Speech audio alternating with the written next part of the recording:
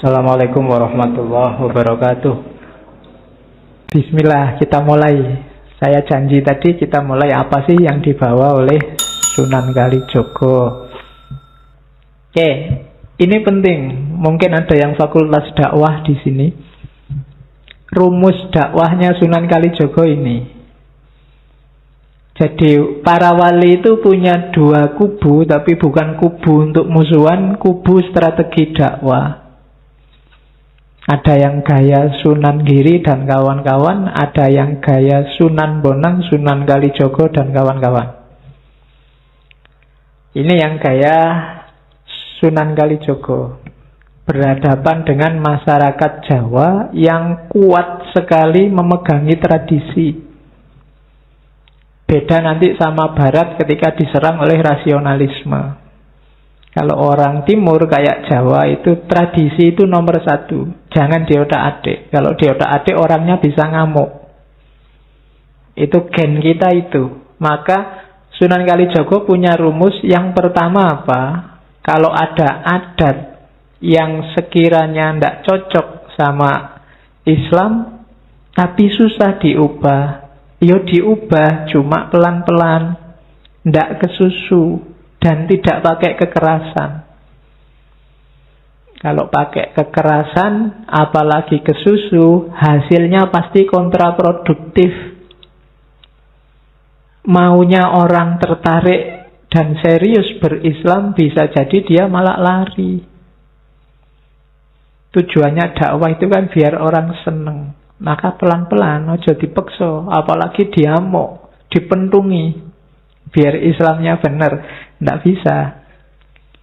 Tidak ada orang yang habis dipentungi terus ikut ideologinya orang yang mentungi. Yang ada dia ingin balas dendam. Jadi gayanya Sunan Kalijogo ya tidak. Pelan-pelan. Sedikit demi sedikit. Oke. Nah, itu yang susah diubah. Kalau ada yang mudah diubah, ya diubah. Kan gitu. Kalau gampang, ya diubah saja, tidak apa-apa. Misalnya adat-adat yang tidak terlalu mengakar, kebiasaan-kebiasaan sepele, ya kalau mau diubah, ya diubah aja. Tidak apa-apa kalau yang ini. Tapi yang susah diubah, jangan kesusu. Prinsipnya dua rumusnya. Tutwuri Handayani dan Tutwuri Hangiseni. Tutwuri Handayani itu dari belakang diikuti, dipengaruhi sedikit-sedikit. Ini kan sebenarnya semboyan ini nanti dipakai oleh Taman Siswonya Ki Hajar Dewantoro. Jadi ikuti aja tradisi masyarakat, diubah sedikit-sedikit. Baru setelah itu Tutwuri Hangiseni. Tutwuri Hangiseni itu sedikit-sedikit diisi dengan ajaran Islam. Kalau ada orang misalnya habis kematian kok kumpul-kumpul ngobrol nggak jelas ya. Misalnya kalian pindah kos-kosan, ada orang, kalau ada bayi terus ngumpul ngobrol ngerokok nggak jelas, ngobrol ngalung itu, diikuti aja, jangan tiba-tiba dimarahi. Cuma sambil Tutwuri Hangiseni.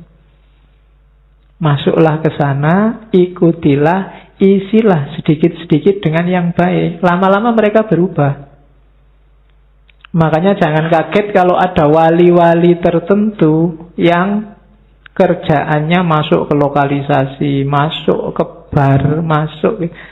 Itu mereka membawa prinsip ini. Lah kalau orang-orang yang di lokalisasi nggak ada yang mau masuk, dianggap haram, dibakar saja, ya nggak jadi dakwah. Yang sesat tetap sesat. Kalau mendakwai kalian yang sudah pinter buat apa?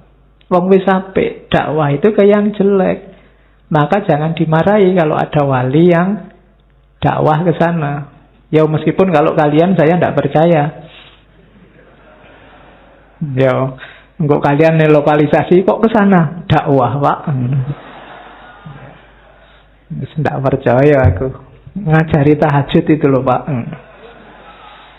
Ya, tahajud kok sujud terus tidak nganggu.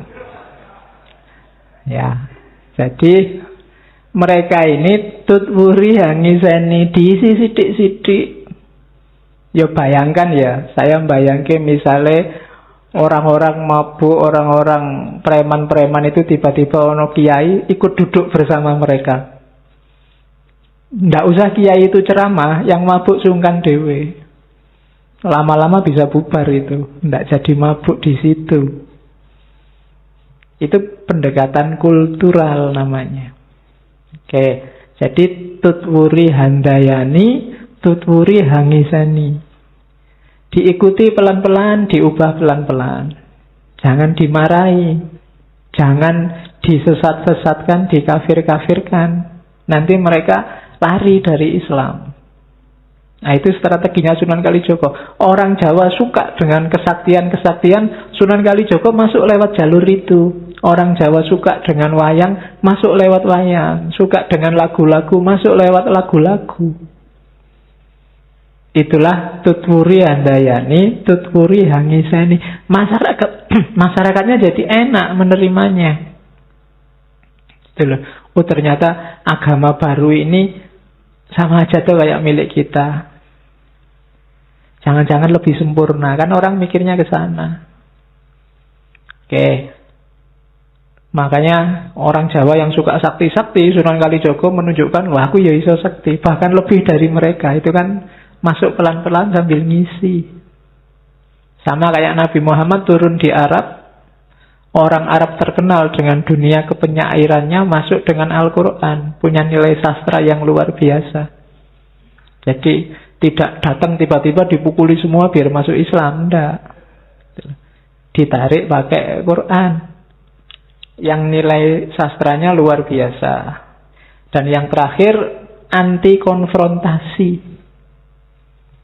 Jadi prinsipnya mengambil ikan tapi airnya tidak keruh. Kalau airnya keruh, itu ya semua ikannya bisa mati. Nggak jadi ngambil ikan. Bahkan dai-nya juga bisa ikut mati. Kalau kamu dakwah dengan keras, terjadi kerusuhan, nggak cuma yang rusuh yang korban, kamu sendiri bisa juga jadi korban. Maka mancinglah tidak dengan mengeruhkan airnya. Hasilnya ada tapi airnya tidak keruh. Nah, itu strategi keempat dari Sunan Kalijogo. Jadi cabang yang berbeda nanti dengan gayanya Sunan Giri yang masuk ke politik dengan gayanya sendiri. Nanti ada Giri Prapen itu dan seterusnya. Strategi dakwah yang berbeda. Tidak ada yang salah, asal konsisten dengan niat dan teorinya masing-masing. Yang jelas Sunan Kalijogo lebih diposisikan akhirnya oleh orang Jawa sebagai gurunya orang Jawa.